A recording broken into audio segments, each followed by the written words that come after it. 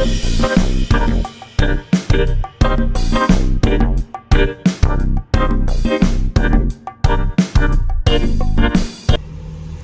Bible scholars, it is your mom of three and busy NYC, and I'm back with another video.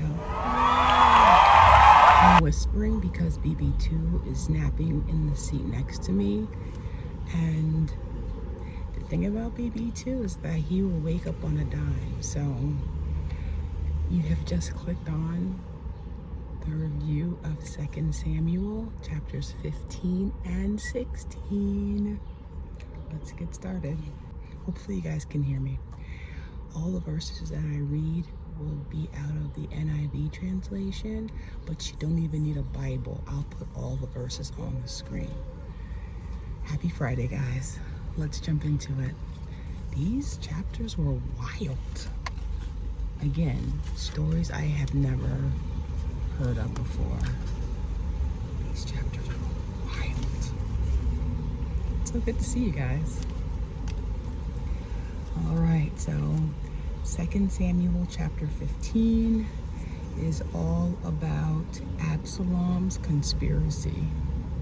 Yeah, that same Absalom that his father King David pardoned, even though he murdered his brother. He absolved him just a few years ago. Oops, I'm sorry guys. I wanted to read, it's part of being in New York City. I wanted to read for you guys verses 1, 2, 3, and 4 of chapter 15. In the course of time, Absalom provided himself with a chariot, horses, and with 50 men to run ahead of him. He would get up early and stand by the side of the road leading to the city gate. Whenever anyone came with a complaint to be placed before the king for decision, Absalom would call out to him, "What town are you from?" He would answer, "Your servant is from one of the tribes of Israel." Then Absalom would say to them, "Look, your claims are valid and proper, but there is no representative of the king to hear you." And Absalom would add, "If only I were appointed judge in the land, then everyone who has a complaint or a case could come to me. I would see that he gets justice." Basically, King David's son Absalom intercepts those Israelites that are coming to see King David. He intercepts them and he wins them over.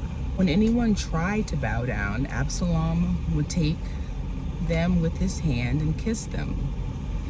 The Bible says Absalom in this way stole the hearts of the men of Israel. Can you guys imagine? It's like he's campaigning. Okay, after 4 years, Absalom asked his father, King David, oh, I forgot to introduce my newest Moleskine. Yay! So this chapter is my first entry. Okay, let's get back to the text. After 4 years, Absalom asked his father, King David, for permission to go to Hebron to worship the Lord. Verses 9 and 10. The king said to him, "Go in peace." So he went to Hebron. Then Absalom sent secret messengers throughout the tribes of Israel to say, "As soon as you hear the sound of the trumpets, then say, 'Absalom is king in Hebron.'" Absalom's group continued to grow. The men that followed him. So a messenger finally tells David that the heart of the men of Israel were with Absalom. David flees. Verse 14. David said to all his officials who were with him in Jerusalem, "Come, we must flee, or none of us will escape from Absalom. We must leave immediately, or he will move quickly to overtake us and bring ruin upon us and put the city to the sword." David left with his entire household.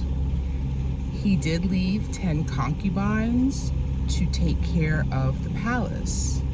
David traversed the wilderness.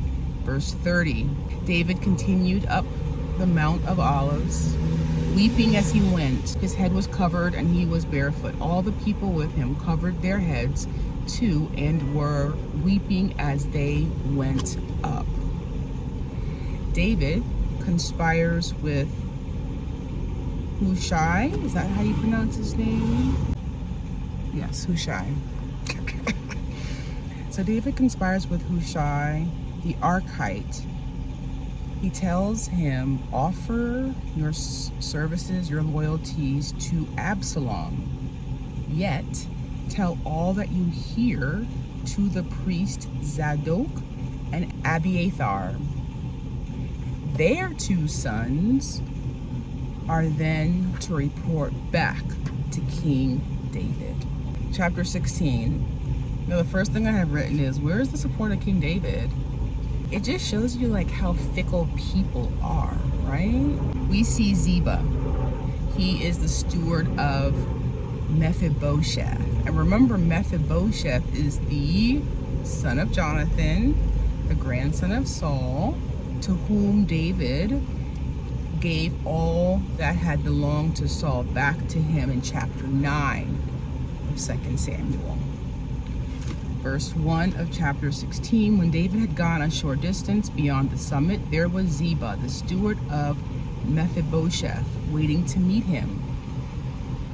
He had a string of donkeys, saddled and loaded with 200 loaves of bread, 100 cakes of raisins, 100 cakes of figs, and a skin of wine. David asks, why is Ziba there? He was there to bring these needed supplies to David and his caravan. Remember that? There you go. There you go. Okay. David asks Ziba, where is Mephibosheth? He stayed in Jerusalem, he tells him.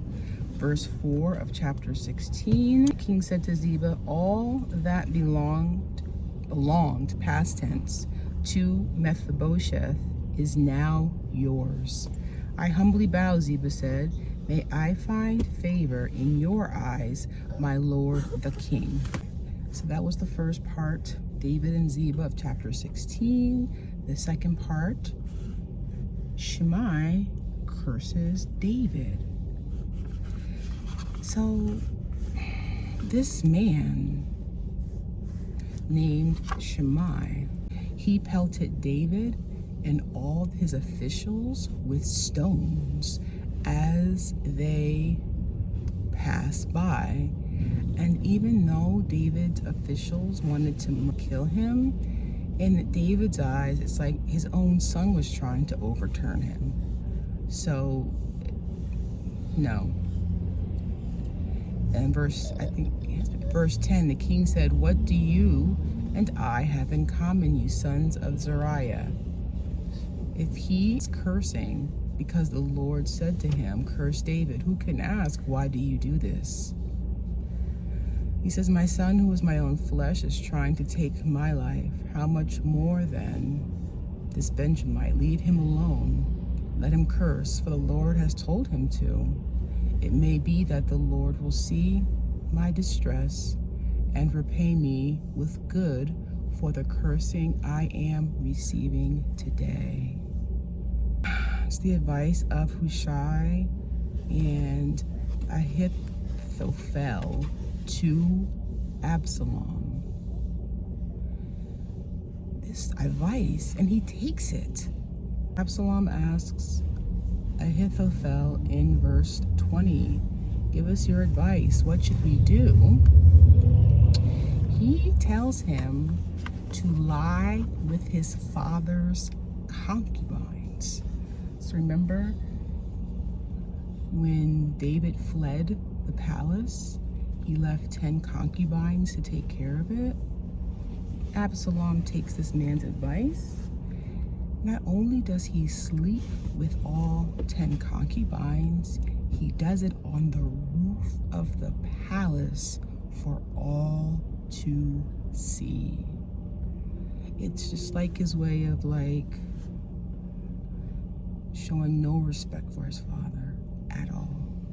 And that's the way that chapter 16 ends. As always, Bible scholars, any questions, comments, revelations, you can drop them in the comments below. And I look forward to seeing you. Our next review will be of chapter 17 and 18. Let's see how many chapters are in 2 Samuel. 24.